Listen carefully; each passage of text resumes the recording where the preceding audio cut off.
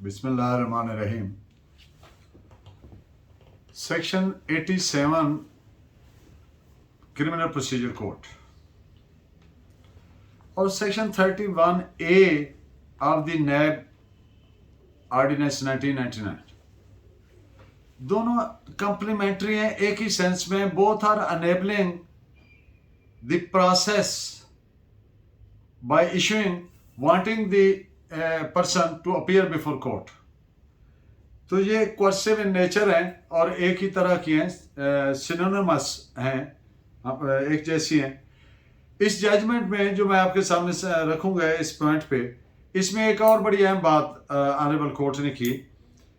आपने सुना होगा ट्रायल इन एब्सेंशिया, कि मुल्जिम की गैरहाजिरी में ट्रायल करना is termed as trial in absentia. That has been declared to be null and void ab initio within the meanings of articles 9 and 10 of the Constitution. जब ये judgement हुई थी उस वक्त 10A नहीं आया था, अब वो भी आ चुका है, जिसमें right to fair trial has been declared to be fundamental right of each citizen of state. It is reported as PLD 2010 Lahore page 353. 87 की प्रोसीडिंग में जो टाइम दिया जाता है फ्यूजिटिव फ्रॉम लॉ को, भगोड़े शख्स को, कि वो पेश हो जाए, that should not be less than 30 days. अगर इश्तिहार जारी हुआ उसमें कम से कम 30 दिन का टाइम रखा जाएगा कि आदमी पेश हो जाए। अगर इससे कम रखा गया तो वो इलीगल तस्वर होगा। This is reported as 1969 criminal law journal 862. अब जो प्रोसीडिंग सेक्शन 88 की है, that follows the proceeding of section 87. वो पहले नहीं हो सकती जब तक प्रोक्लामेशन नहीं होगा, मुश्तरी मनादी इश्तिहार नहीं होगा, तब तक 88 की कार्रवाई नहीं हो सकती, 88 की प्रोसीडिंग नहीं हो सकती. This is reported as 1985 Criminal Law Journal 94. जो प्रोसीडिंग ऑफ सेक्शन 87 एंड 88 एक सूरत हाल है जिसमें साइमल्टेनियसली हो सकती है, यानी एक ही वक्त में हो सकती है। वो सूरत हाल कौन सी है? वो ये है कि अगर प्रोसेस सर्वर जो समन नोटिस वारंट लेकर गया तो उसने अपना एक वो एफिडेविट देता है, आपको पता है, बयान उसका रिकॉर्ड होता है या एफिडेविट होता है साथ लगा हुआ जो रिपोर्ट देता है। उसमें अगर वो ये बात रिपोर्ट करे कोर्ट को कि ये जिस आदमी का वारंट इशू हुआ है वो अपनी प्रॉपर्टी इस अदालत की हदूद से सेल करके सारी या होली और पार्टली डिस्पोज ऑफ करने के चक्कर में, तो फिर फौरी तौर पे साइमल्टेनियसली उसके साथ ही 88 की भी प्रोसीडिंग शुरू की जा सकती है. This is reported as 1983 2 GAU LR page 451. Police ने फाइनल रिपोर्ट यानी रिपोर्ट अंडर सेक्शन 173 जिसको चालान कहते, फाइनल रिपोर्ट सबमिट की, जिसमें 512 के सेंस में कि तमाम मुल्ज़मान PO हैं, इश्तिहारी हैं. तो जो मैजिस्ट्रेट साहब हैं वो इसको फाइनल रिपोर्ट तस्वर नहीं करेंगे बल्कि इंटरिम रिपोर्ट तस्वर करेंगे और उसकी कॉग्निजेंस नहीं ली जाएगी, उस पे 344 की प्रोसीड करेंगे यानी एडजर्न करेंगे. आपको पता है एडजर्नमेंट सेक्शन 344 CRPC के तहत होती है. हर 15-15 दिन की डेटें डालेंगे, फोर्टनाइटली पीरियड, और उसमें प्रोग्रेस रिपोर्ट मांगेंगे इन्वेस्टिगेशन से. This is reported as PLD 2016 Sindh page 238.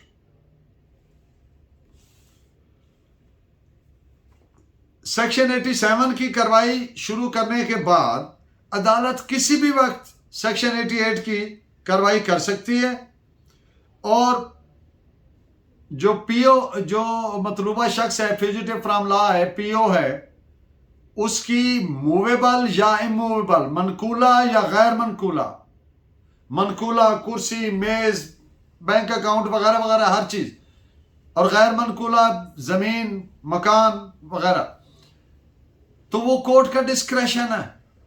वो चाहे तो दोनों को अटैच कर सकती है, ना वो बिक सकती है, ना सेल हो सकती है, ना कुछ और हो सकता है, ना उसका यूजू फ्रक्ट यानी जमीन है तो उसकी फसलें वो भी अटैच हो जाएंगी, और अगर कोई बिल्डिंग वगैरह है तो उसका रेंट्स वगैरह। तो ये कोर्ट का डिस्क्रेशन है, चाहे तो किसी एक को कर ले, चाहे तो तमाम को कर ले। It is reported as 2021 Pakistan criminal law journal page 953। जो रिक्वायरमेंट्स प्रोवाइडेड अंडर सेक्शन 87 सब क्लास 2 सब class 1 A, B and C, these are mandatory in nature, और अगर ये कंप्लाई नहीं हुई तो publication becomes illegal. This is reported as 1973 criminal law journal page 1368। Proclamation से पहले वारंट का जारी होना जरूरी है। अगर वारंट जारी नहीं हुआ और डायरेक्ट प्रोक्लामेशन कर दी तो ये इलीगल है। The issuance of warrant prior to 87 is a precondition, prerequisite. This is reported as PLD 2001 Karachi 211 and 1975 to Criminal Law Journal 293. Fugitive from law की सूरत में जो ट्रायल कोर्ट है उसके लिए proceeding under section 87 and 88 are mandatory. उसके बगैर वो proceed ही नहीं कर सकती trial court. It is reported as 1997 MLD page 1609। Contempt proceedings, तौहीन अदालत, इस पे एक चीज आप नोट कर लें, इसको CRPC एप्लीकेबल नहीं है। कोई भी कंटेम्प्ट प्रोसीडिंग है, तौहीन अदालत की कोई भी कार्रवाई है, CRPC doesn't apply to that proceeding. और इस पे एक पॉइंट, चूंकि 87 की बात हो रही है, 87 88 भी नहीं अप्लाई करती।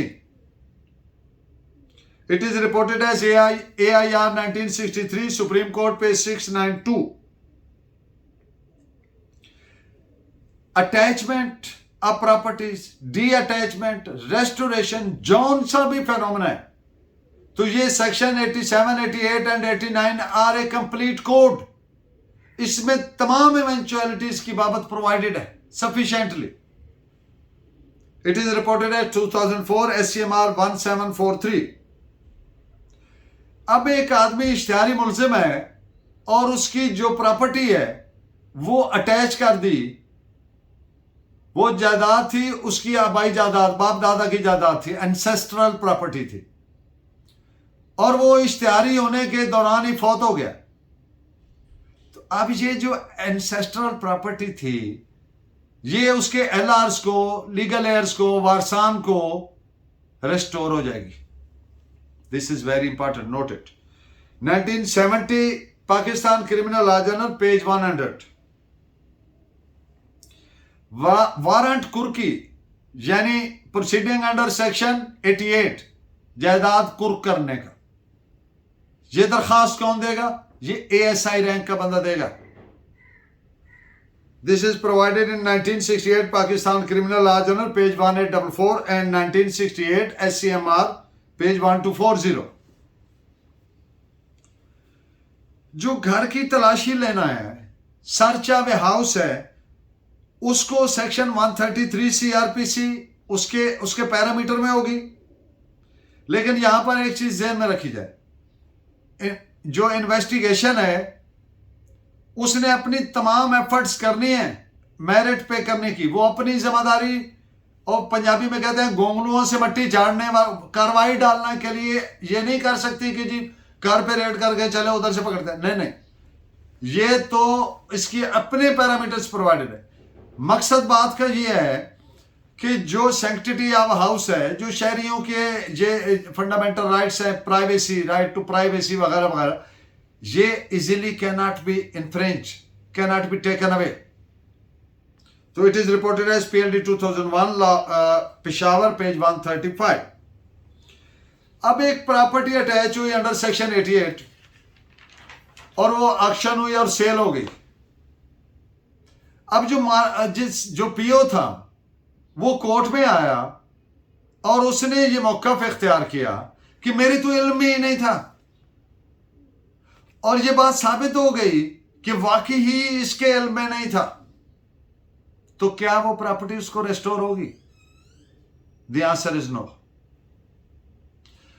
क्योंकि once a property is sold in consequence of section 88 it is final. भले वो अपनी साबित भी कर दे कि मेरे इल्म में ही नहीं था कि मैंने हाजिर होना है, या मेरे खिलाफ कोई इस तरह का वारंट या प्रोसीडिंग हो रही है, लेकिन उसको एक चीज वापस होगी, दैट इज सेल प्रोसीड्स। वो प्रॉपर्टी कितने की बिकी, वो जितने की बिकी उसमें से ऑक्शन और बाकी प्रोसीडिंग कंडक्ट करने पे जो एक्सपेंस हुआ वो निकाल के बाकी पैसे उसको दे दिए जाएंगे। तो it is reported as 2004 SCMR page 1743। अगर गलती से पीओ के बजाय किसी और आदमी की प्रॉपर्टी अटैच हो जाती है, तो फिर सेक्शन 88 सब क्लास 6 सब क्लास ए के तहत उसको रेस्टोर की जा सकती है।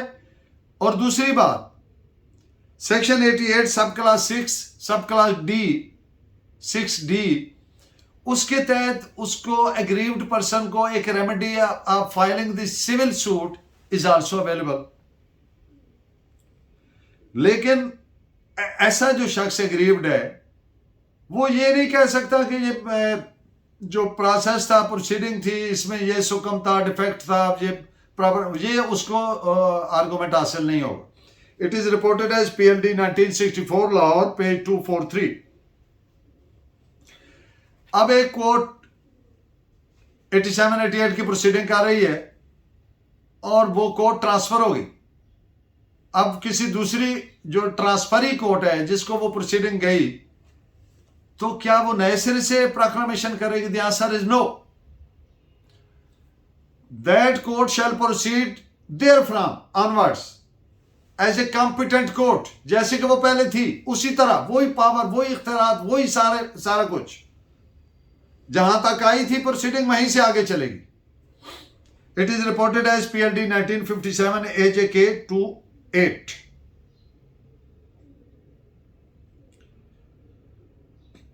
अगर 87-88 CRPC की प्रोसीडिंग में उसको प्रॉपरली कंडक्ट नहीं किया गया, कोई इलीगैलिटी हुई, कोई इम्प्रोप्राइटी हुई, कोई उसमें डिफेक्ट है, तो that can be set aside by the appellate forum in revision.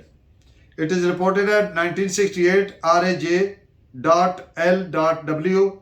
187। एक बात और है, एक जुर्म काबिले समात सेशन कोर्ट है, तो उसमें मैजिस्ट्रेट साहब 87-88 की प्रोसीडिंग कर सकते हैं, और इसलिए कि सेशन कोर्ट का टाइम बचाया जा सके, क्योंकि ये टाइम टेकिंग प्रोसीडिंग्स हैं। तो इसका कतई मकसद ये नहीं होगा कि वो कोई इख्तियार उनमें वेस्ट आ गया, उनकी जात में आ गया, मैजिस्ट्रेट की जात में। It is reported as 2013 YLR page 54। Magistrate साहब cannot assume jurisdiction of session court to issue release of writ of accused। एक आदमी है, उसकी रिलीज का हुक्म नहीं जारी कर सकते। It will be an order deemed to be quorum non judice without lawful authority। It is reported as 2013 YLR page 54। So keep in touch. In the next lecture we would take up the section 88 and onwards. Keep in touch, keep guiding me. Thank you very much. Allah